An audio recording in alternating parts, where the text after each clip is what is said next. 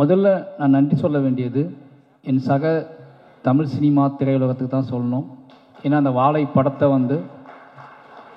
நான் படம் எடுத்து முடிச்சுட்டு இந்த படத்தை எப்படி ப்ரொமோட் பண்ண போகிறோம் அப்படின்னு யோசிச்சுட்டு இருக்கும்போது, சரி ஓகே, முதல்ல நம்ம இண்டஸ்ட்ரி காட்டுவோம்.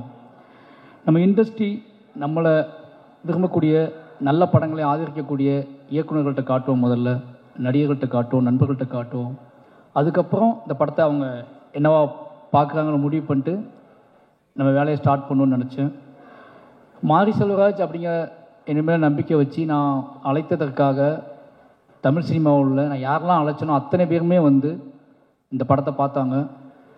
இந்த படம் பார்த்தது மட்டும் இல்லாமல் எப்படியாவது இந்த தமிழ் சமூகத்தை இந்த படம் பார்க்க வச்சிடணும் அப்படிங்கிறதுல அவங்க ரொம்ப குறியாக இருந்தாங்க. அது உண்மையிலேயே எனக்கு நினச்சி பார்க்கவே முடியாத ஒரு பெரிய வெற்றி.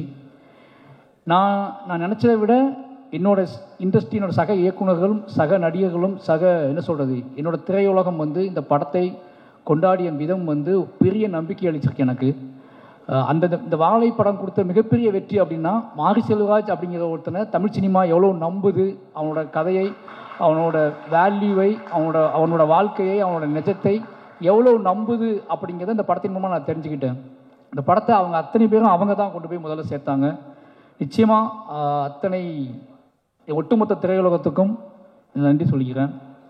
அதுக்கப்புறம் ஹாட் ஸ்டார் ரொம்ப சாதாரணமாக ஒரு நாள் எங்கேயோ ஃபங்க்ஷனில் பேசிகிட்டு இருக்கும்போது பிரதீப் சார்ட்டையும் நகன்ட்டையும் சும்மா பேசிகிட்டு இருக்கும்போது இப்படி ஒரு லைன் இருக்குது, நான் ஃபஸ்ட்டு பண்ண நினச்சேன், அதை இப்போ பண்ணலான்னு ஆசைப்பட்றேன் அப்படின்னு சொல்லி அப்படியே ஸ்டார்ட் பண்ணி அப்படியே ஆரம்பித்தது தான். வேறு எதுவுமே கேட்கல. மாரி செல்வராஜ் படம் பண்ணுறாரு அப்படின்னு விட்டாங்க. அன்னிலேருந்து இன்றைக்கி வரைக்கும் அவங்க முழு சப்போர்ட். இன்றைக்கி இந்த படம் மிகப்பெரிய வெற்றி அடைஞ்சது மட்டும் இல்லாமல் ஒரு பலமாக என் கூடவே இருக்கிறது இருக்குல்ல, முழுசாக ஒரு படைப்பாளியை நம்புறது இருக்குல்ல, எனக்கு கிடைச்ச எல்லா ப்ரொடியூசருமே அப்படிப்பட்ட ப்ரொடியூசர்ஸ் தான். நிச்சயமாக சொல்லணுன்னா வாழை இவ்வளோ நல்லா வந்ததுக்கு முதல் காரணமே நான் ஒர்க் பண்ண 4 ப்ரொடியூசர்ஸ். அது பரியர் பெருமாள் ரஞ்சித் அண்ணா சுதந்திரம் கொடுத்தாரு. அதுக்கப்புறம் கர்ணனில் தானு சார் மிகப்பெரிய சுதந்திரத்தை கொடுத்தாரு. அதுக்கப்புறம் ரெட் ஜெயிண்ட், மாமன்னனில் எல்லாமே என்னோட படமாகவே வர்றதுக்கு காரணம் என்னோட தயாரிப்பாளர்களும் என்னோட நடிகர்களும் தான். அதுக்கப்புறம் வாழை, இதுக்கு ஒரு இதான். இந்த 4 படம் யோசிச்சு பார்த்தீங்கன்னா, மாரி செல்வராஜ்ங்க ஒருத்தன் தங்கு தடையில்லாமல் மக்கள்கிட்ட போய் சேர்றதுக்கு மெயின் ரீசன் நான் என்னை சூஸ் பண்ண தயாரிப்பாளர்களும் என்னோட நடிகர்களும் கதாநாயகர்களும் என்னோட மொத்த டீமும் தான். நான் என்னோட 4 ப்ரொடியூசருக்கும் இந்த நன்றி சொல்லிக்கிறேன். முக்கியமான விஷயம் 4 பேர் கூட நான் படம் பண்ணிகிட்டு இருக்கேன் அடுத்து. அதான் முக்கியமான விஷயம். ஏன்னா அவன் நம்புகிறாங்க என்னைய. நிச்சயமாக அந்த நம்பிக்கைக்கு உண்மையாக இருப்பேன்னு நம்புகிறேன். அதுக்கப்புறம் மாஸ்டர் சொல்லி ஆகணும். மறுபடியும் எல்லா இன்டர்வியூலும் சொல்லிட்டே இருக்கா, என்னை ஏன் சூஸ் பண்ணான்னு தெரிலன்ட்டு. எப்படி சொல்கிறது மாஸ்டர்? கரெக்டாக உண்மையை சொல்லிடலாம் அப்படின்னா, மாஸ்டர் ஆக்ஷன் ஃபைட் பண்ணுவார். என் படத்தில் நான் பெருசாக வேல்யூ கொடுக்க மாட்டேன் ஃபைட்டுக்கு. அந்த ஃபைட்டுக்குள்ளே சீன் வச்சுருப்பேன். அது அவர் ரொம்ப டிஸ்டர்பன் பண்ணும். அவர் ஏதாவது யோசிச்சா நான் அதை சீனாக மாற்றி கன்வெர்ட் பண்ணிவிடுவேன். எல்லா ஃபைட் சீக்வன்ஸையும் நான் சீனாக மாற்றுவேன். எனக்கு எமோஷ்னல் ட்ராமா முக்கியம்னு சொல்லுவேன். அதை ஒரு மாஸ்டர் புரிஞ்சுக்கிட்டு அதுக்கான ஸ்பேஸை கொடுத்துட்டே இருப்பார். அது இப்படியே போயிட்டே இருந்துச்சு. இப்படிலாம் ஃபைட் மாஸ்டர்ஸ் இருக்காங்கன்னு போயிட்டே இருந்துச்சு. சும்மா அவர் தனியாக இருக்கும்போது என்ன சொல்கிறது, ஜாலியாக இருக்கும்போது குழந்தையாக மாறிடுவார். பயங்கர சமாளிக்கவே முடியாது. யுவானை விட மோசமாகிடுவார், என் பையனோட மோசமாகிடுவார். அப்புறம் தான் அந்த ஆள்கிட்ட ஏதோ உண்மை இருக்குது, மாஸ்டர் கிடையாது, ஃபைட் மாஸ்டர் கிடையாது. ஒரு நாள் ஒன்று சொன்னார், நான் படம் எடுப்பேன், என் படத்தை சண்டையே இருக்காது, இது போதும் எனக்கு. ஒரு மாஸ்டர் நான் படம் எடுப்பேன், அதை சண்டையே இருக்கான்னு சொல்கிறாருல, அப்போ அந்த ஆளை நம்பலாம் அப்படின்னு முடிவு பண்ணிக்கிட்டேன். நம்மளுக்கு அப்புறம் தான் நான் வாழை காமிச்சேன். வாழை படம் பார்த்துட்டு அவர் அடுத்த செகண்டே ஒரு 1 hour எதுவுமே பேசலை, அப்படியே அமைதியாக இருந்தார். நான் வாங்கிக்கிறேன் அப்படின்னு, நானும் கூட சேர்ந்து பண்ணுறேன் அப்படின்னாரு. சரின்னு சொல்லிட்டு அன்றைக்கி ஸ்டார்ட் பண்ண நம்பிக்கை தான் இன்றைக்கி வரைக்கும். என்ன பண்ணுறீங்கன்னு எதுவுமே கேட்கல, ஆன் தி வேல போயிட்டே 2 பேத்துக்கும் அண்டர்ஸ்டாண்டிங் ட்ராவல் ஆகுது. நிச்சயமாக ஒரு நல்ல படம் மட்டும்தான் நமக்கு நிறைய நம்பிக்கைகளை, நிறைய நண்பர்களை ஏற்படுத்தி கொடுக்குது அப்படிங்கிற ஒரு பெரிய சந்தோஷம். இந்த வாழை இது வரைக்கும் நல்ல மாஸ்டராக எனக்கு இருந்த மாஸ்டர், ஒரு நல்ல நண்பனா, ஒரு நல்ல அண்ணனா தம்பியான்னு தெரியல, அவருக்கு முடி நிறைக்கல எனக்கு நினச்சிருக்கு. அதனால் நல்ல நண்பன் தான், நல்ல நண்பனை கிடச்சிருக்கு. ரொம்ப நன்றி மாஸ்டர். அதுக்கப்புறம் ரெட் ஜெயிண்ட்டு, நீங்கள் நான் என்ன தைரியத்தில் வந்து இந்த படத்தை நான் ரிலீஸ் பண்ணுறேன்னு சொன்னேன் அப்படின்னா, ரெட் ஜெயண்ட் இருக்காங்க பார்த்துக்குவாங்க அப்படின்னு சொல்லிட்டு தான். ஏன்னா மாமன்னன் பண்ணும்போதே நான் சொல்லிட்டேன், என்ன படம் எடுத்து வந்தாலும் வந்துருவான்னு சொல்லிட்டு. அதே மாதிரி அதை புரிஞ்சுக்கிட்டு வாழை எடுத்துகிட்டு போனேன். ரொம்ப பயமாக தான் இருந்துச்சு. ஏன்னா அந்த biggest main stream production company அது. அதுவும் பிக்கஸ்ட் மெயின் ஸ்ட்ரீமாகவே ஒரு படத்தை ஒரு படத்தோட வெற்றியை படம் பார்த்துட்டு இருக்க 15 நிமிஷத்துக்கு சொல்லக்கூடிய ஆள் வந்து செண்பகமூர்த்தி சார். அவர் படம் பார்த்துட்டு வெளியே வந்து படம் ஃபுல்லாக பார்த்துட்டார். அதான் பெரிய விஷயம். படம் ஃபுல்லாக பார்த்து அப்போ வந்து பெருசாக ஃபைனல் சவுண்டு கிவுண்ட்லாம் எதுவுமே இல்லை. கொஞ்சம் அப்படி பார்த்து முடிச்சுட்டு, சார் நல்ல படம் சார், உங்களுக்கு நல்ல பேர் கிடைக்கும் சார், எப்படி கலெக்ட் பண்ணணும்லாம் எனக்கு தெரில அப்படின்னாரு. அது எனக்கு போதும், எனக்கு நல்ல பேர் கிடைக்கும்னு சொன்னார்ல, அது எனக்கு போதும்னு தோணுச்சு. அதுக்கப்புறம் கொஞ்ச நாள் கழித்து சொன்னார், சார் நீங்களே ரிலீஸ் பண்ணிவிடுங்க சார், பயப்படாதீங்க, நீங்களே பண்ணிவிடுங்க, உங்கள் ப்ரொடக்ஷன்லேயே பண்ணிவிடுங்க, நான் டிஸ்ட்ரிபியூட் பண்ணி தந்துடுறேன். என்ன ஏதாவது ஒரு படம் ஓடலாம் கூட பயப்படாதீங்க, ஒரு நல்ல பேர், உங்களுக்கு சம்பளம் கம்மின்னு நினச்சிக்கோங்க, ஆனால் நீங்கள் தான் பண்ணணும், உங்கள் பேரில் பண்ணணும்னு சொன்னார். ரொம்ப நன்றி சார், நீங்கள் அந்த உங்களுக்கு ஒரு பேர் கிடைக்கும் நீங்கள் பண்ணுங்கன்னு சொன்னது இருக்குல்ல. ஒரு படம் ஒருவேளை மெயின் ஸ்ட்ரீமாக கலெக்ட் பண்ணலாம் அப்படின்னா விடுங்க, உங்கள் அடுத்த படத்தில் பார்த்துக்கலான்னு முடிவு பண்ணி பண்ணுங்கன்னு சொன்னார். ரொம்ப நன்றி சார் அந்த நம்பிக்கைக்கு. அதுலேருந்து தான் நம்மளே பண்ணலான்னு சொல்லிட்டு இறங்கணும்.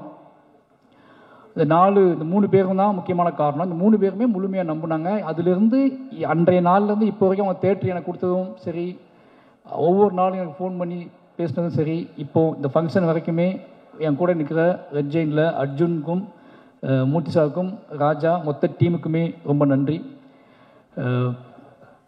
அதுக்கப்புறம் என்னுடைய மொத்த டீம், என்னோடய எடிட்டர், கேமராமேன், ஆர்ட் டைரக்டர், இவங்கெல்லாம் தொடர்ந்து என் கூடவே இருக்கா அப்படின்னால அவங்கள பற்றி எதுவும் பேச அவசியம் இல்லை.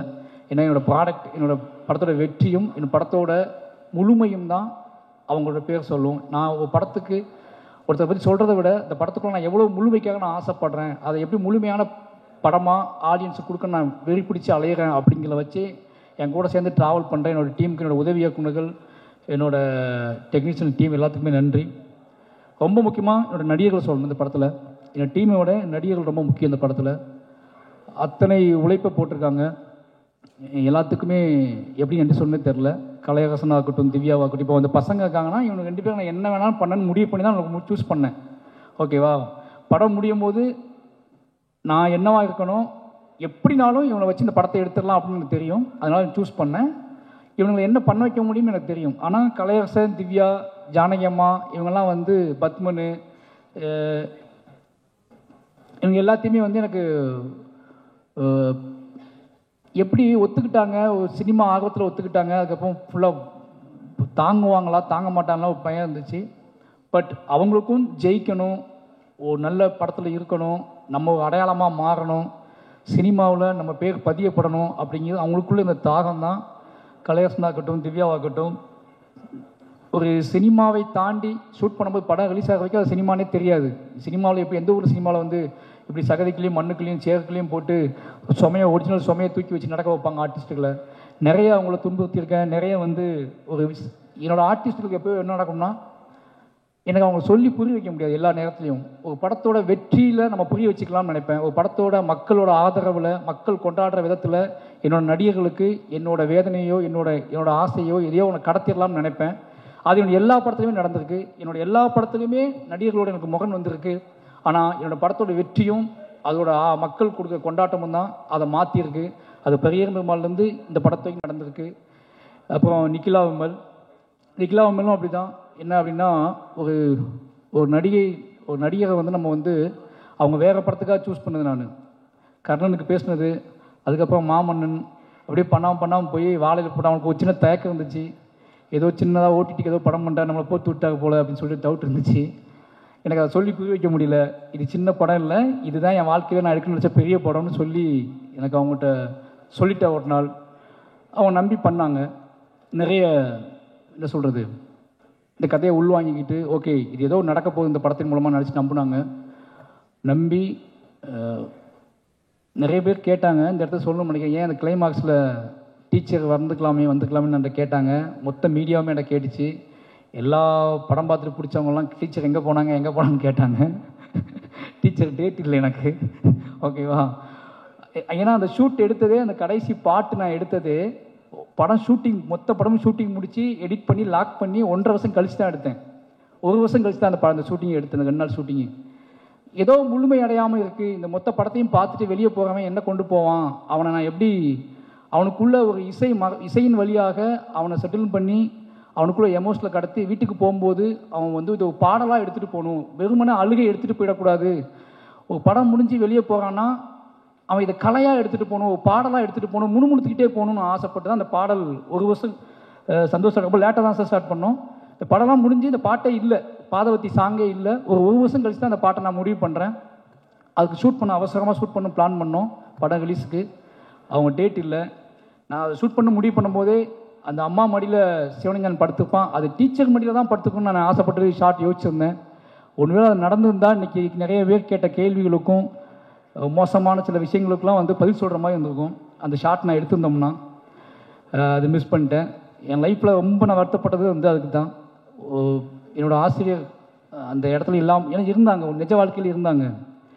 நிஜ லைஃப்பில் நிஜ கதையில் என்ன அத்தனை ஆசிரியர்களுமே அத்தனை பிணங்களும் அத்தனை உடல்களும் அடக்கம் செய்யும் வரைக்கும் என்னோடய ஒட்டுமொத்த டீச்சரும் அந்த அந்த இறுதி நாள் அந்த வாழை தோப்புக்குள்ளே உட்காந்துருந்தாங்க. அவ்வளோ பேருமே அழுதுகிட்டு. என்னோடய அத்தனை ஆசிரியர்களுக்கும் நேரத்தை நன்றி சொல்லிக்கிறேன். அது தவிர்க்க முடியாத காரணத்தினால அந்த இடத்துல நான் ஆசிரியர் வைக்க முடியல. ரொம்ப நன்றி. அதுக்கப்புறம் என்னோடய ஊர் மக்கள், ஒவ்வொரு படத்தையும் நான் சொல்லிகிட்டே இருக்கேன், நான் படம் பண்ணுறதே என் ஊருக்காக தான் பண்ணுறேன், என் ஊர் மக்களை அங்கேருந்து வெளியே கொண்டு வரது தான் பண்ணுறேன். அவங்க இன்றைக்கி இந்த என்னோட எல்லா மேடையிலையும் என் ஊர் மக்கள் கொண்டாடப்படுறதும் அவங்க எல்லா படத்துலையும் சீல்டு வாங்குறதை விட ஒரு சந்தோஷம் என்ன இருக்குது எனக்கு. இது ஒரு மிகப்பெரிய சந்தோஷம் எனக்கு.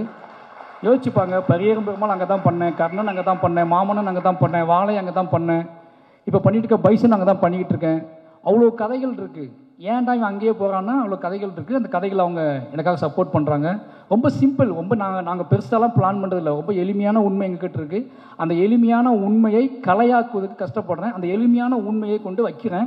நான் எடுக்கிற வரைக்கும் ரொம்ப சிம்பிளாக தான் எடுப்பேன். ஒரு எளிமையான உண்மை தமிழ் சமூகத்தை எந்த அளவுக்கு டிஸ்டர்ப் பண்ணுது அப்படிங்கிறத நான் படம் ரிலீஸ் ஆனதுக்கு அப்புறம் தான் புரிஞ்சுக்கிறேன். அப்போ இங்கே வலியதை விட எளியவைகளுக்கு வந்து மிகப்பெரிய வேல்யூ இருக்குது அப்படிங்கிறத நான் வந்து ஒவ்வொரு படத்திலும் தான் புரிஞ்சுக்கிறேன். அப்படி எளிமையான கதைகளை எனக்கு கொடுத்துக்கிட்டே இருக்கக்கூடிய என்னோடய ஒட்டுமொத்த மக்களுக்கும், என்னோடய கிராம மக்களுக்கு, புளியங்குளம் மக்களுக்கும், பக்கத்தில் உள்ள கொங்காயக்குறிச்சி, கருங்குளம் எல்லா மக்களுக்குமே நன்றி சொல்லிக்கிறேன். என்னோடய எல்லா படைப்பிலும் அவங்க இருப்பாங்க. அவங்க தான் நான், நாங்கள் தான் அவங்க. அதனால் ஒட்டுமொத்த மக்களுக்கும் நன்றி சொல்லிக்கிறேன். அதுக்கப்புறம் என்னோடய குடும்பம், என்னோடய குடும்பத்தை பற்றி முக்கியமாக சொல்லி ஆகணும். அதுக்கு முன்னாடி சந்தோஷ் நாராயணன் சார் ரொம்ப ஸ்பெஷல். எனக்கு இதயம் காமிக்கிற அளவுக்கு ஸ்பெஷல் ஒரு விஷயம் தான். என்ன அப்படின்னா, இப்போ மாமன்னன் ரகுமான் சார்ட்ட போயிட்டேன். அப்போது வாழை பண்ணப்போ எடுத்து வாழை நான் தான் பண்ணும், ரகுமான் சார்ட்ட அனௌன்ஸ் பண்ணதுக்கப்புறம் வாழை நான் தான் பண்ணுன்னு அடம் பிடிச்சி, இப்போது ரகுமான் சார்ட்ட போயிட்டேன்னா கோவம் வரும்ல, அந்த கோவம் இல்லாமல் சூப்பர் மாதிரி நீங்கள் ரகுமான் சார்ட்ட போய் கற்றுக்கோங்க, ரகுமான் சார்ட்ட நீங்கள் ஒர்க் பண்ணணும் ஒரு படம், அது மாதிரி ராஜா சார்ட்டையும் ஒரு படம் ஒர்க் பண்ணணும்னு சொன்னார். ரொம்ப நன்றி சார். அதுக்கப்புறம் வாழை பண்ணால் நான் தான் பண்ணுவேன், அதை மட்டும் நான் யாருக்கும் விட்டு கொடுக்க மாட்டேன் அப்படின்னு இந்த கதை சொல்ல நாள்லேருந்து என் கூடவே ட்ராவல் பண்ணார். இந்த படம் நான் எப்பவும் சொல்லுவேன், என்னோடய படம் பெருசாக தெரிவதற்கும், என்னோடய படம் எமோஷனலாக தெரிவதற்கும், என்னோடய படம் ரொம்ப பியூராக தெரிவதற்கும் அது சந்தோஷ் நாயோட மியூசிக் ஒரு முக்கியமான காரணமாக இருக்கும்னு நினைப்பேன். ஏன்னா நான் ரொம்ப இசையின் வழியாகவே வளர்ந்த பையன். எனக்கு வந்து சொல்லிக் கொடுக்கறதுக்குலாம் ஆள் இல்லை ஊரில். எங்கேயோ தூரத்தில் கேட்ட பாடல் வழியாகவே என்னோடய கதையெல்லாம் நான் உருவாக்கிக்கிட்டே இருந்தேன். எனக்கு அங்கே டிவி பார்க்கலாம் டைம் இருக்காதுல்ல. அப்புறம் நான் காட்டில் பாட்டு கேட்டுகிட்டே இருப்பேன். அந்த பாட்டு வழியாக தான் என்னோடய காதலை, என்னோடய கஷ்டத்தை, என்னோடய அண்ணன் தம்பி பாசத்தை, இதெல்லாமே பாட்டை வச்சு நான் யோசிச்சுட்டே இருப்பேன். அதனால் எனக்கு இசை ஆல்ரெடி எனக்குள்ளே இசை தான் எனக்குள்ளே ஒரு நான் நடனம் ஆட ஆரம்பித்தேன். அப்போ இசை தான் என்னோடய பூர்வீகம். இசைக்குள்ளே தான் நான் பிறக்க ஆரம்பித்தேன். இசையிலேருந்து தான் இதை நான் கண்டுபிடிக்க ஆரம்பித்தேன். அப்போது நல்ல மியூசிக் டைரக்டரோட ஒரு நல்ல வேல்யூ கிடச்சா பயங்கரமாக இருக்கும். எனக்குள்ளே இருக்கிற என்னோடய விஷுவல்ஸை, என்னோடய ஷார்ட்டை நான் எடுப்பதற்கும் நம்பி எடுப்பதற்கு வந்து சந்தோஷ் நாராயணன் சார் மியூசிக் முக்கியமான காரணம். ஏன்னா நீங்கள் யோசிக்கங்களேன், நான் எல்லா படத்துக்குமே பாட்டு எடுத்துகிட்டு தான் மொத்த படத்தையும் எடுத்துகிட்டு தான் அவர்கிட்ட போவேன். நான் என்னோடய ஒட்டுமொத்த படத்தையும் எடுத்து முடிச்சு தான் அவர்கிட்ட போவேன். அவர் நம்பிக்கை தான், அது கரெக்டாக மேட்ச் ஆகி வந்துடும். யோசிப்பாங்களேன், ஒரு வருஷம் கழிச்சு பாதவத்தி பாட்டு பண்ணுறோம் 2 பேரும் சேர்ந்து. அந்த பாட்டு வேணும்னு 2 பேரும் முடிவு பண்ணுறோம். அந்த பாட்டை டக்குன்னு யோசித்தோடனே இந்த பீட்டில் இந்த எமோஷ்னலில் இதை வெளியே போகிற ஒருத்தன் சும்மா பேசணும். நாங்கள் அன்றைக்கி பேசினது தான் இது. சார் அழுது படம் விழுந்துட்டா எல்லாம் அழுதுகிட்டு இருப்பாங்க, என்ன பண்ணலாம் இவங்களை, எப்படி இவங்களை படம் முடிஞ்சிச்சின்னு எப்படி சொல்கிறது அப்படின்னு கேட்கும்போது ஒரு பாட்டு இசை கேட்குறாங்க. இசை முடிஞ்சால் படம் முடிஞ்சிட்டுன்னு அவங்க நம்புவாங்க. அப்போ நம்ம இசையை கிரியேட் பண்ணுவோன்னு சொல்லி தான் பாடல் ரெடி பண்ணோம். நான் நம்பினேன்.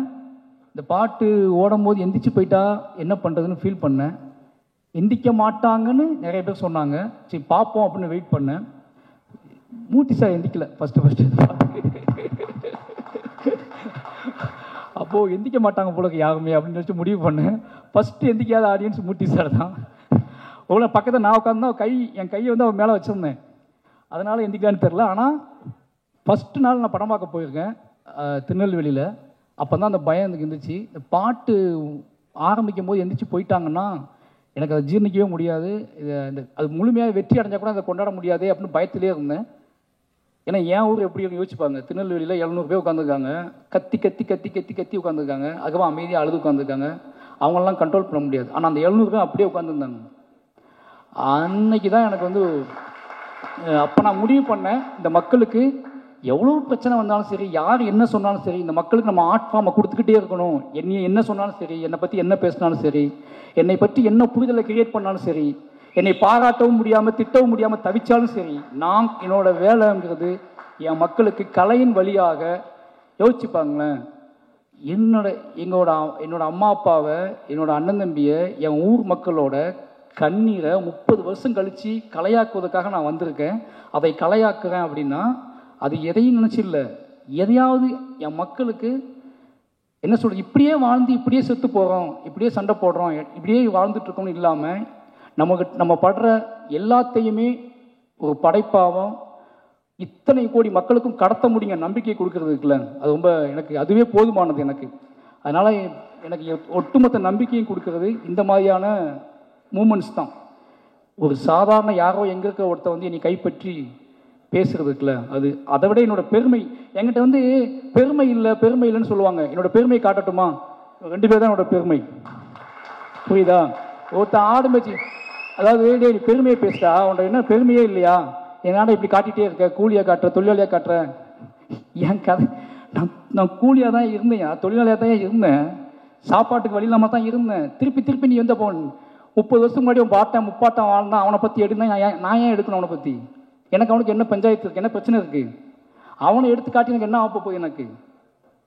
எனக்கு நான் தான் பெருமை. என்னோட கண்ணீரும் என்னோட கவலையும் நான் ஆட்பாம மாற்றினல, அதுதான் என்னோட பெருமை.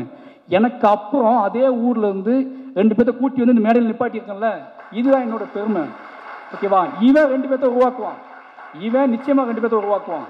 இன்னும் இத்தியான மனிதர்கள் உலகளாவி போய்கிட்டே இருப்பானுங்க. இன்னைக்கு வந்து கனடாவில் இருந்து அமெரிக்காவில் வந்து பேசுகிற தமிழர்கள், அந்த பையன் கூட நீங்கள் எப்போவாது வெளிநாட்டுக்கு வந்தீங்க அந்த பசங்களை விட்டு வந்துடாதீங்க, கூட்டிட்டு வாங்கன்னு சொல்கிறாங்கல்ல, இதுதான் எங்களோட வெற்றியாக நாங்கள் பார்க்குறேன். எனக்கு என்ன அப்படின்னா, இது ஏன் இவ்வளோ சொல்கிறேன் அப்படின்னா, எனக்கு ரொம்ப முக்கியம் வந்து என்னை தொந்தரவு செய்வது. இப்போ வந்து நான் உள்ள என்ட்ரியான உடனே ஒருத்தர் பேச மாட்டேங்குது, ரொம்ப பிரபல நண்பர் தான் அவர் கேட்டார், எல்லாத்துக்கும் பதில் சொல்லுவீங்களான்னு கேட்டார். எல்லா படமும் வெற்றி அடையுது, ஓகேவா, மக்கள் கொண்டாடுறாங்க. முன்னாடி ஒரு 500 பேர் நின்று நிறைய கேள்விகளை உருவாக்குறாங்க. அந்த 500 பேரும் என்னை பின்வாங்க வைக்கலாம்னு நினைக்கிறாங்க. நிச்சயமாக சொல்கிறேன், நான் முட்டி மோதி நிறைய இலக்குகளை தாண்டி வந்திருக்கேன். என்கிட்ட விடாப்புடியான நான் சொல்லியே தீர வேண்டிய கதைகள் இருக்குது. நான் அத்தனை கதைகளையும் எப்படியாவது மூச்சு முட்டி சொல்லிட்டு தான் நான் போவேன், ஓகேவா. நான் போகலான்னு முடிவு பண்ணும்போது, நான் கிளம்பலான்னு முடிவு பண்ணும்போது நான் நிறைய பேர்த்த உருவாக்கியிருப்பேன். அவங்க சொல்ல ஆரம்பிப்பாங்க. இது வந்து மாற முடியாது. வாழையை சொல்லிட்டேன் அப்படிங்கிற ஒரு சந்தோஷம் எனக்கு. வாழை எங்களோட பெரிய உழைப்பு, எங்களோட பெரிய நம்பிக்கை. ஏன்னா எங்கள் அம்மா அப்பாவுக்கு நன்றி சொல்லி ஆகணும். அவங்க ஒன்று சொன்னாங்க என்கிட்ட, எங்கள் அம்மா சொன்னாங்க, வாழை படம் எடுக்க போவேன்னு சொன்ன உடனே, சரி இந்த ஒரு படம் நீ சந்தோஷமாக இருக்கலாம்ல, இந்த படம் ரிலீஸ் ஆகும், இது நம்ம கதை, நம்மளோட வாழ்ந்த கதை, உன்னோட சொந்த கதை, உன்னோட அழுகையும் கண்ணீரும், இது வந்து யாருமே எந்த டிஸ்டர்ப் பண்ண மாட்டாங்கல்ல, பார்ப்பாங்க அப்படியே போயிடுவாங்கல்லன்னு நான் சொன்னேன். அவங்கக்கிட்ட இல்லைம்மா அப்படிலாம் போக மாட்டாங்க, எடுக்கிறது உன் பையன், என்ன வேணாலும் கண்டுபிடிப்பாங்க, என்ன வேணாலும் பேசுவாங்க, ஓகேவா. ஏன்னா நான் சாதாரண ஆள் இல்லைன்னா அவங்க நினைக்க ஆரம்பிச்சிட்டாங்க. ஓகேவா? ஆமாம், நான் அசாதாரணமான ஆள் தான். ஏன்னா 30 வருஷம் அந்த மண்ணுக்குள்ளேருந்து உயிரை பிடிச்சிக்கிட்டு ஓடி வந்திருக்கேன். 30 வருஷம் அங்கேருந்து ஓடி வந்து அதே வழியை திருப்பி கடத்துவதற்கு, திருப்பி கொண்டு வந்து சேர்ப்பதற்கு நான் அவ்வளோ மெனக்கிடுறேன். அதனால் நான் எல்லா வலிமையும் என் மக்கள்கிட்ட தான் எடுத்துகிட்டு வரேன். இன்றைக்கி நான் மட்டும்தான் நான் உழைக்கலை, என் மக்கள் என்னை நம்பி என் கூடவே நின்று எனக்காக அவங்க படுற கஷ்டம் இருக்குல்ல, உழுனா விழுறாங்க, பாயினா பாயிறாங்க, செமனா செமக்குறாங்க, அழுனா அழுறாங்க, உடனா உடைக்கிறாங்க. இத்தனை வலிமையும் உருவாக்கியிருக்கேன். இது ரொம்ப எமோஷ்னலாக உண்மையால் கட்டப்பட்ட ஒரு கலை. அதை நிச்சயமாக வாழை எனக்கு கொடுத்துருக்கு. வாழை கொடுத்துற பெரிய நம்பிக்கை வந்து அதுதான். ரொம்ப ரொம்ப யோசிக்கவே முடியல. இப்போ பிரதீப் சார் சொன்னார்ல, நாங்கள் நினச்ச வெற்றியை விட இது பெரிய வெற்றின்னு. இப்போ மற்றவங்க பேசிட்டு போனாங்க, அவங்களால அந்த வெற்றியை கரெக்டாக சொல்ல முடியல. எனக்கு வீட்டுக்குள்ளே அடைச்சி வச்சு வெற்றின்னு சொல்ல நம்புவீங்களா? இந்த மற்ற படத்துக்கு மாமன்னனுக்கு நான் ஒரு இப்போ மாமன்னன் ரிலீஸ் வெற்றி ஆகும்போது, கர்ணன் வெற்றி ஆகும்போதுலாம் நான் ப்ரொடியூசர்ஸை பார்ப்பேன், ஜாலியாக பேசுவேன், அவங்க கூட சுற்றிக்கிட்டே இருந்தேன்.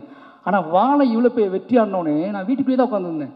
எங்கேயுமே போகல, யார் கூடயும் பெருசாக பார்க்கல, சும்மா சும்மா அங்கங்கே வெளியே போயிட்டு வந்துட்டு வீட்டுக்குள்ளே தான் உட்காந்துட்டு இருந்தேன். ஏன்னு கேட்டால் இந்த வெற்றி என்னால் ஹேண்டில் பண்ணவே முடியல. அவ்வளோ நடுக்கமாக இருந்துச்சு எனக்கு. ஏன்னா வந்த பதில்கள்லாம் அப்படி வந்துச்சு. இந்த படம் பார்த்துட்டு என்னை பேசினவங்க, இந்த படம் பார்த்துட்டு என்னை அழைச்சவங்க, இந்த படம் பார்த்துட்டு என்னை பார்க்கணுன்னு துடித்தவங்க, இந்த படம் பார்த்துட்டு என்னை தேடி பிடிச்சி என் வீட்டு கதவை தட்டினவங்க, என் கைகளை பற்றி கொண்டவங்க, இவ்வளோ மனிதர்கள், இத்தனை மனிதர்கள் இருக்காங்க, இத்தனை கோடி மனிதர்கள் இருக்காங்க, இவ்வளோ பேர் ஒரு நிஜத்தை இப்படி எடுத்துக்கிறாங்க அப்படிங்கிற ஒரு நம்பிக்கை இருக்குல்ல, இது ஒரு மிகப்பெரிய நம்பிக்கையை கொடுத்துருக்கு. ஒட்டுமொத்த தமிழ் சமூகத்துக்கும் இந்த வாழை டீமுக்காக நன்றி சொல்லிக்கிறேன். ஏன்னா இது எனக்கான மட்டும் நம்பிக்கை இல்லை, எனக்கு பின்னாடி நிறைய அசிஸ்டன்டேட்டர்ஸ் இருக்காங்க. குட்டி குட்டியாக அவங்களோட தன்னோட கதையை வச்சுக்கிட்டு சினிமா பார்த்து சினிமா பண்ணாமல் தன்னோட கதையை, தன்னோட எமோஷனில் தனக்கும் தன்னோட அம்மாவுக்கும் நமக்கும் உள்ள உறவை, தன்னோட அப்பாவுக்கும் நமக்கும் உள்ள உறவை, நான் வாழ்ந்த சமூகத்துக்கும் நமக்குள்ள உறவையே கதை பண்ணலாம் அப்படிங்கிற நம்பிக்கையை இப்போ இவர் சொன்னார்ல திங்மிஸ் சந்தோஷ், என்கிட்டையும் ஏன் வாழை கதை கேளுங்க அப்படின்னு டைரக்டர்ஸ் சொல்கிறாங்க. எங்கிட்டையும் வாழை இருக்குங்க, எங்கிட்டையும் வாழை இருக்குது அப்படிங்கிறது வாழை இல்லை, எங்கிட்டையும் இத்தனை பியூராக உண்மையாக ஒரு கதை இருக்குது அப்படிங்கிறது அதோட மீனிங். அப்படி எல்லாரும் பேச ஆரம்பிச்சிருக்காங்க அப்படிங்கிறது ஒரு மிகப்பெரிய சந்தோஷம். ரொம்ப முக்கியமான சொல்ல வேண்டிய விஷயம் ஒன்று தான், இந்த இதை சொல்கிறேன். நான் வாழை சம்பந்தமான மற்ற கேள்விகள் நான் பதில் சொல்ல விரும்பலை. ஆனால் ஒரு விஷயம் சொல்ல விரும்புகிறேன் இந்த நேரத்தில். என்ன அப்படின்னா, நிறைய பேர் வாழை சம்பந்தமாக இல்லை நாங்கள் எங்களை காட்டலை, எங்களை மிஸ் பண்ணிட்ட இயக்குனர் அப்படின்னு சொன்னாங்க. அப்படிலாம் ஒன்றும் இல்லைங்க. இந்த படம் எனக்கும் அந்த நாளுக்குமான கதை. சின்ன வயசில் எனக்கும் அந்த டே, பர்டிகுலர் டே, எனக்கும் எங்கள் அம்மாவுக்குமான கதையாக தான் அந்த படத்தை நான் சூஸ் பண்ணேன். எனக்கு அங்கே நடந்த சம்பவம் தெரியாது, நாங்கள் ஓடலை, நாங்கள் குதிக்கலை. ஆனால் இந்த படத்தை பதிவு பண்ணது மூலமாக இஸ்லாமிய தோழர்கள் தான் இந்த படத்தை, இந்த மக்களை காப்பாற்றினாங்க. உண்மை வெளியே வந்திருக்குல்ல, அது எனக்கு போதுமானது. அந்த உண்மையை நான் இப்போ சொல்கிறேன். ஏன்னா அன்னைக்கு நடந்தப்போ இஸ்லாமிய தோழர்கள் காப்பாற்றினாங்க. ஜாதி மதம் எதுவும் இல்லாமல் பக்கத்தில் உள்ள பேரூர், பேட்மா நகரம், இது எல்லாமே நான் சொல்லக்கூடாது, இன்றைக்கி ஒட்டுமொத்த மக்களும் சொல்கிறாங்கல்ல. எனக்கு அது ஒரு பெரிய சந்தோஷம். ஏன்னா அந்த கதை என்னோடய முடிஞ்சு போயிடுச்சு. அது இன்னொரு கதை, காப்பாற்றியவர்களும் தப்பித்தவர்களும் சொல்லக்கூடிய கதை நம்ம என்னால் கேட்கவே முடியாது, உங்களால் கேட்கவே முடியாது. இதையே உங்களால் தாங்கிக்க முடியல. என்னோட எமோஷனில் மட்டுமே நான் கதையாக படம் பண்ணியிருக்கேன். எனக்கும் எங்கள் அம்மாவுக்குமான உறவை மட்டும் நான் படம் பண்ணியிருக்கேன். அதையே நீங்கள் உங்களால் தாங்க முடியாமல் அவ்வளோ வெடிச்சிட்டிங்க நீங்கள் எல்லாருமே. அந்த சம்பவம் நடக்கும்போது காப்பாற்றினவங்களும் தப்பித்தவர்களும் உசுறு துடிச்சிக்கிட்டு இருந்தவங்களும் அதை நான் கதையாக பண்ணேன் அப்படின்னா அது வேற. அப்படியே அந்த நாளில் 30 வருஷம் கழித்து ஒரு மேடை போட்டு அன்றைக்கி நன்றி சொன்னாங்களா என்னன்னு தெரியாது. 30 வருஷம் கழிச்சு இந்த மேடையில் என் ஊர் மக்களை வச்சுக்கிட்டே சொல்கிறேன், அன்றைக்கு எங்கள் மக்களை காப்பாற்றிய அத்தனை நண்பர்களுக்கும் நன்றி, அத்தனை இஸ்லாமிய நண்பர்களுக்கும் நன்றி, ஜாதி மதம் இல்லாமல் அத்தனை தமிழ் சமூக மக்களுக்கும் நன்றி. அந்த நன்றியையும் அதை சொல்வதற்காகத்தான் நாங்கள் கிளம்பி வந்தோம். அதை ஒரு படம் பண்ணியிருக்கேன். அந்த படத்தின் வழியாக இந்த படத்தோட வெற்றி தான் உங்களுக்கான நன்றி. இதை நான் பகிரங்கமாகவே சொல்கிறேன். அன்னைக்கு தப்பிச்சவங்களும் இந்த படத்தில் நடிச்சிருக்காங்க. அவங்க மூலமாகவும் உங்களுக்கு இந்த நன்றி சொல்லிக்கிறேன். கடைசியாக என்னோட மனைவி திவ்யா, ஒவ்வொரு கதை பண்ணும்போதும் இந்த படம் ரிலீஸ் ஆகும்போதும் இது என்ன மாதிரியான டிபேட் உருவாக்கும், யாரெல்லாம் என்னென்னலாம் பேசுவாங்க அப்படின்னு ஒரு பயம் அவங்களுக்கு இருந்துகிட்டே இருக்கும். அது என்னோடய தனிமையெல்லாம் அவங்களுக்கு பயம் கொடுக்கும். என்ன யோசிக்கிறான், என்ன பண்ணுறான், இது எப்படி ஹேண்டில் பண்ண போகிறான் அப்படின்னு சொல்லி நான் சொல்லுவேன். நான் மக்களை நம்புகிறேன். மக்கள் ஒரு பெரும்பான்மையான மக்கள் சத்தத்தில் இந்த குட்டி குட்டியான விஷயங்கள்லாம் மறைஞ்சு போயிடும், நீ வெயிட் பண்ணுன்னு சொல்லுவேன். அப்படி ஒவ்வொரு படத்துலையும் நடக்கும். அதுக்கப்புறம் அவங்க புரிஞ்சுக்குவாங்க. இன்றைக்கி வரைக்கும் நான் எந்த கதை சூஸ் பண்ணாலும், எந்த மாதிரியான என்னோடய ஒர்க் ஸ்டைலை மாற்றிக்கிட்டாலும், நான் வீட்டுக்கு போனாலும் சரி, போகலனாலும் சரி, கார்த்திகை பிறகுலாம் உழைச்சாலும் சரி, அதை புரிஞ்சுக்கிற ஒரு மனைவி கிடைக்கிறது பெரிய விஷயம். அப்படி இந்த படத்தோட ப்ரொடியூசராக அவங்க ஆகி என்ன சொல்கிறது, என்னையை ஃப்ரீயாக பேச விடுன்னு என்னை மேடையில் ஃப்ரீயாக பேச அனுமதின்னு சொன்னால், நான் இப்போ தான் பேசுவேன்னு சொன்னேன். வந்து நன்றின்னு சொல்லிட்டு போயிட்டாங்க. நிறைய பேசுவேன்னு நினச்சேன், உன்னைய பேசலை. ஏன்னா அவங்க அவ்வளோ இந்த வெற்றியில், என்னோடய வெற்றியில் அவங்களுக்கு முக்கியமான ஒரு பங்கு இருக்குது. ஏன்னா அது சாதாரண விஷயம் இல்லை. என்னால் அது எப்படி சொல்கிறேன்னு தெரியல எனக்கு. ஒரு கலைஞனுக்கு தான் கூட வாழ்கிறவங்க, தன்னை காதலிக்கிறவங்க கொடுக்குற சுதந்திரம் இருக்குல்ல, அது ரொம்ப அலாதியானது.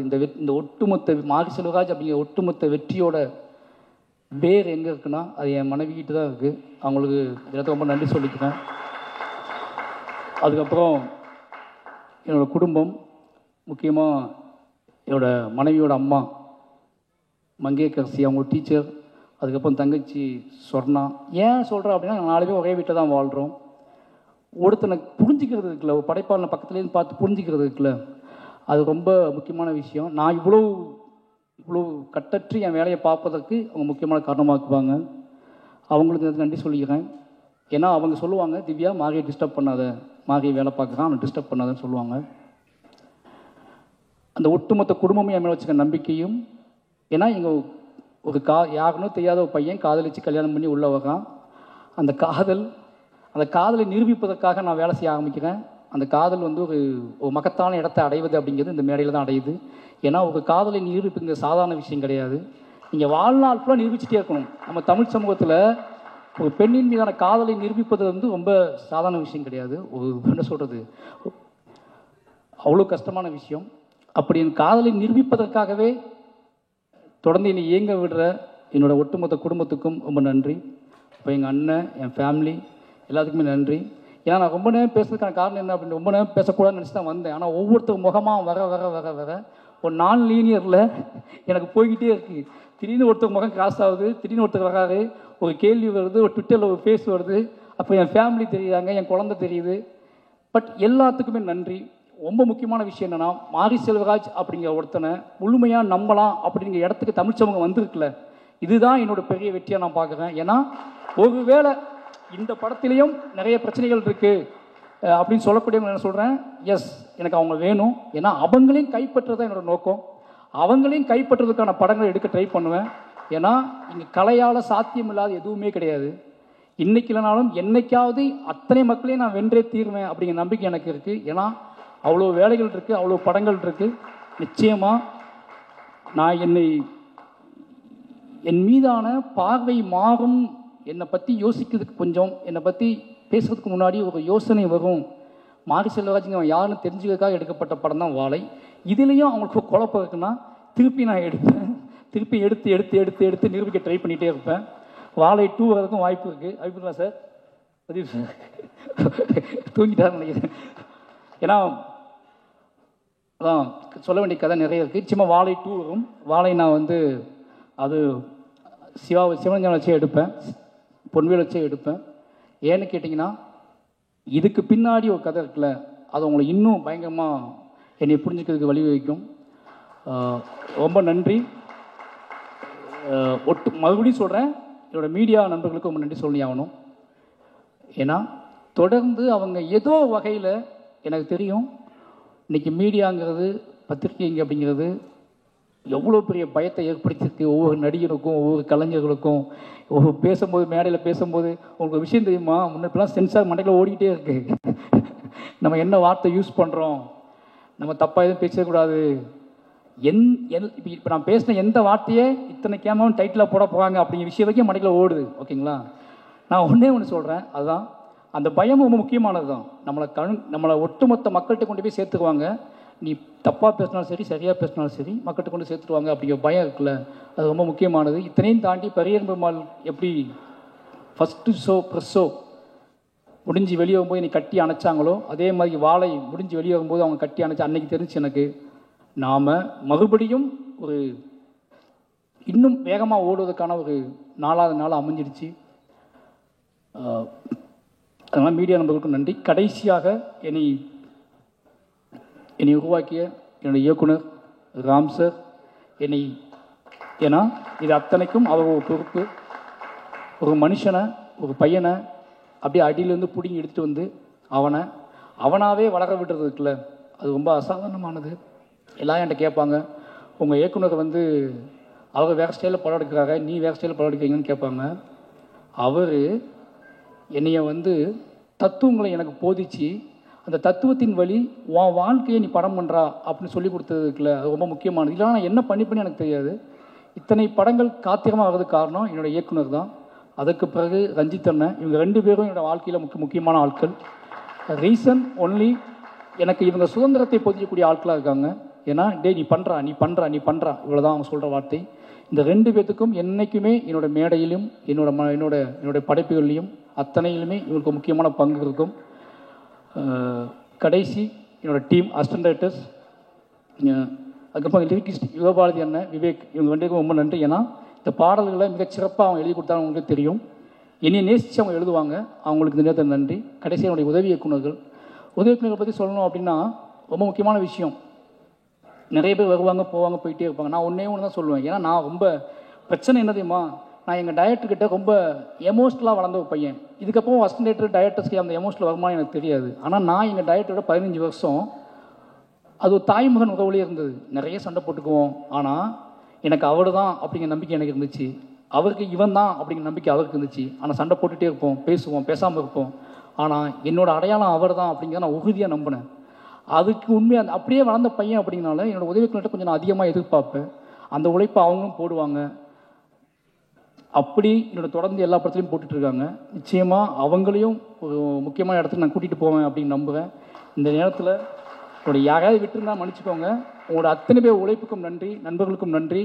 எல்லாருமே வாழை ஆரம்பித்த நாள்லேருந்து வாழை ஜெயிச்சே ஆகணும்னு நம்பினாங்க, வாழையை முக்கியமான படமாக்கும் நம்பினாங்க. அத்தனை மாரி செல்வராஜ் மீது அத்தனை நம்பிக்கை வைத்த அத்தனை நம்பி என்னோட நடிகர்களுக்கு மறுபடியும் நன்றி சொல்கிறேன். முக்கியமாக ஜானகி அம்மா நான் சொல்லி ஆகணும். கெட்ட ஞாபகம் வந்துருச்சு எனக்கு, சாரிம்மா. என்னென்னா ஒரு முக்கியமான விஷயம், ஜானகி அம்மா அந்த படத்தில் முதல்ல நடிக்கலை. 10 நாள் 5 நாள் ஷூட் பண்ணிவிட்டு அம்மா கேட்ட வச்சு வேற ஒரு நடிகர் நடித்தாங்க. எனக்கு என்ன பண்ணே தெரில, எங்கள் அம்மா கண்ணுக்கே வரல. என்னடா நடக்குது இப்படி ஷூட்டிங் ஸ்பாட் நடந்ததே கிடையாது. எனக்கு பைத்தியம் பிடிச்ச மாதிரி ஆகிட்டேன். நான் 4 நாள் ஃபுட்டேஜ் எடுத்தாச்சு, ஓன் ப்ரொடக்ஷன் வேறு. என்னடா மற்ற ப்ரொடக்ஷன்லாம் ஒழுங்காக வேலை பார்த்தோம், சொந்தமாக படம் எடுக்கிறோம், முட்டாத்தனமாக ஏதோ வேலை பார்த்துட்டோமா, என்ன நடக்குது? ஃபுட்டேஜ் 4 நாள் எடுத்துட்டேன். அப்போ இதுக்கப்புறம் யாரையும் கூப்பிட்டு காய் சமைப்பீங்களா, இது பண்ணுவீங்களா, அது பண்ணுவீங்களான்னு கேட்டு ஒரு நடிகரை கூப்பிட்டு கொண்டு வர முடியாது. கண்மூடித்தனமாக நம்பி ஜானகி அம்மாவை கூப்பிட்றா அப்படி கூப்பிட்ட நடிகை தான் அவங்க. ஏன்னா எனக்கு பெரியம்மாள் கர்னல் அவங்க தெரியும். ஜானகி அம்மாவை கூப்பிட்றா பார்த்துக்கலாண்டா அப்படின்னு சொல்லி அவங்களும் வந்தாங்க. ஸ்பாட்டில் தான் வர்றாங்க. ஸ்பாட் 4 நாள் எடுத்தாச்சு. அவங்கள்ட்ட சொல்கிறேன், அம்மா இது மற்ற படத்தில் கொஞ்சம் கஷ்டமாக இருக்கும், நீங்கள் ஓகேவா? Okay sir. ஏன்னா அவங்களுக்கு என்னை பிடிக்கும். எனக்கு நிறைய முத்தம் கொடுத்த ஒரு நடிகை, என்னை நிறைய கையை பிடிச்சிட்டு அழுத ஒரு நடிகை. இவங்கள மாதிரியான அன்பில் தான் நான் பயங்கர ஸ்ட்ராங்காக மாறுவேன். அதனால் அவங்க நம்பினாங்க, நம்பி அதுலேருந்து ஸ்டார்ட் பண்ணோம். நிச்சயமாக சொல்கிறேன், ரொம்ப கஷ்டப்படுத்தியிருக்கேன். ஏன்னா வாழைத்தார் சமைக்கணும், தண்ணிக்குள்ளே சகதிக்குள்ள, இதெல்லாம் தாண்டி அவங்களுக்கு தோணியிருக்கும்ல, சும்மா காய் சமைக்கிறோம் சண்டை போடுறோம், நிறைய தார் சமைக்கிறோம், நமக்கு இந்த படத்தில் அப்படி ஏதாவது கிடைக்குமா அப்படின்னு யோசிக்கும்போது இந்த கிளைமாக்ஸ் போர்ஷன் அவங்கள்ட்ட சொன்னேன், அம்மா இதுதான் நீங்கள் தான் இந்த படம், இனிமேல் இந்த படத்தை உங்கள் கையில் கொடுக்குறேன் அப்படின்னு சொல்லி. நிச்சயமாக அவங்க என்ன சொல்கிறது, எங்கள் அம்மா அழும்போது நான் ஓடிட்டேன்ல நிஜ வாழ்க்கையில். இப்போ நான் எப்படி அழுவாங்கன்னு பார்க்கணும், உட்காந்து ஷார்ட்டில் கேமரா வச்சு பார்த்துட்ருக்கேன். அப்போ நான் எவ்வளோ சொல்ல முடியுமோ சொல்லிட்டேன். என்னென்னமோ சினிமா ஒரு டைரக்டராக ஒரு ஆர்டிஸ்ட்டுக்கு என்ன கடத்த முடியுமோ அதை நான் கடத்திட்டேன். பட் என்ன ஆனாலும் அவங்களுக்குள்ளே ஒன்று வெடிச்சா தான் நடக்கும். ஒரு இயக்குனரால் என்ன பண்ண முடியும், ஒரு இயக்குனரால் இப்படி பண்ண முடியும், அப்படி பண்ண முடியும், உளுந்து புரண்டு என்ன பண்ணாலும் ஒரு வெடி அவங்களுக்குள்ள வெடிக்கலைன்னா அது நடக்காது. என்னன்னாலும் பிளாஸ்டிக்காக தான் இருக்கும். அப்போ அந்த வெடியை வெடிக்க வைக்கிறதுக்காக நான் அவங்க கூட பேசிகிட்டே இருந்தேன், முரண்பட்டேன். அவங்க கூட நான் ஒரு காத்தியமாக வச்சுக்கிறேன். ஏன்னா எனக்கும் எங்கள் அம்மாவுக்கும் ஒரு சண்டை நடக்குது. எனக்கும் எங்கள் அம்மாவுக்குமான முரண். எங்கள் அம்மாவை தவறாகவே புரிந்து கொண்ட ஒரு நாள், எங்கள் அம்மாவை இவங்க இத்த மாதிரி ஒரு தாய் கிடையாது உலகத்தில், இவங்களுக்கு பிள்ளையா பிறந்துட்டோமே நினச்ச ஒரு நாள் அது. அதனால் அந்த காத்திரமான சிந்தனையை வச்சுக்கிட்டு தான் இவங்க ஹேண்டில் பண்ண அன்றைக்கி ஃபுல்லாகவே. அதை அவங்கள ஹர்ட் பண்ணிருக்கும்போது பயம் இருந்துச்சு. ஏன்னா ஆர்டிஸ்ட்னா ஒரு டைரக்டர் இவ்வளோ இதாக ரூடாக ஹேண்டில் பண்ணுறேன்னு நினச்சக்கூடாதுல்ல. ஆனால் அன்றைய நாள் அப்படி நடந்துக்கிட்டேன் அந்த வெடிக்க வைக்கிறதுக்காக. அது வெடிச்சிச்சு. அவங்க எப்படி சொல்கிறது, அந்த ஒரு நாள் மட்டும் தான் எங்கள் அம்மாவோட அழுகை நான் பார்த்ததில்லை என் வாழ்க்கையில். அந்த நாள் அந்த எங்கள் அம்மா எப்படி அழுதுப்பாங்க அப்படிங்கிறத என்னை பார்க்க வச்சு வெக்கி தலைகுனிய வச்சாங்க. நான் தலையை குனிஞ்சிக்கிட்டேன். ஏன்னா நான் பார்த்ததே இல்லை எங்கள் அம்மா. அன்றைய நாள் எங்கள் அம்மா எப்படி அழுதாங்க நான் பார்த்ததே இல்லை. பட் அதை அன்றைக்கி சீன் நடித்து முடித்த உடனே நான் மானிட்டரில் தலை குனிஞ்சு தான் உட்காந்துட்டு இருந்தேன். ஏன்னு கேட்டால் எங்கள் அம்மா நினச்சி பார்க்கும்போது இதுக்கு மேலே அவங்க அழுதுப்பாங்கல்ல அப்படின்னு நினைக்கும்போது இல்லை, என்ன சொல்கிறது, ஒரு மனசுக்குள்ளேயே நான் மன்னிப்பு கேட்டுட்டேன் எங்கள் அம்மா கிட்ட. அந்த நடிப்பை கொடுத்த எங்கள் அம்மா கிட்ட மன்னிப்பு கேட்க வச்ச மனசுக்குள்ளேயே ஒரு கலங்கம் கேட்கறதுக்குல, மன்னிச்சுக்காங்கம்மான்னு சொல்கிறதுக்குல எங்கள் அம்மா என்றைக்குமே மன்னிச்சுக்காங்கன்னு சொன்னதே கிடையாது, இப்போதையும் சொன்னது கிடையாது. ஆனால் மானிட்டர் முன்னாடி இவங்க முன்னாடி தான் நான் சொன்னேன் அம்மா மன்னிச்சுக்கோங்கன்னு சொன்னேன். ரொம்ப நன்றிம்மா. உங்களோட இதுக்கு எனக்கு எப்படி சொல்கிறதே தெரில. ஒரு பையனா சின்ன வயசில் நம்ம ஏன் இவங்களுக்கு பிள்ளையாக பிறந்தோம், நமக்கு மட்டும் ஏன் அம்மா அப்பா எப்படி இருக்காங்க, நம்மளை மட்டும் ஏன் இப்படி கொடுமைப்படுத்துகிறாங்க, நம்மளை மட்டும் ஏன் புரிஞ்சிக்க மாட்டேன்றாங்கன்னு சின்ன வயசில் பெத்த தாயும் தகப்பனையும் புரிந்து கொள்ளாமல் அலைந்த அந்த புரிதலுக்காக ஓடி வந்து 30 வருஷத்தில் கலையின் வழியாக என் அம்மாவுக்கும் எனக்குமான உறவை புரிந்து கொண்டதற்கு, அதை படைப்பாக மாற்றி கொடுத்ததுக்கு, எங்கள் அம்மா அதை இப்போ ஏற்றுக்கொண்டதுக்கும் இந்த கலை தான் காரணம். இந்த கலைக்கு எப்போவுமே உண்மையாக இருப்பேன்.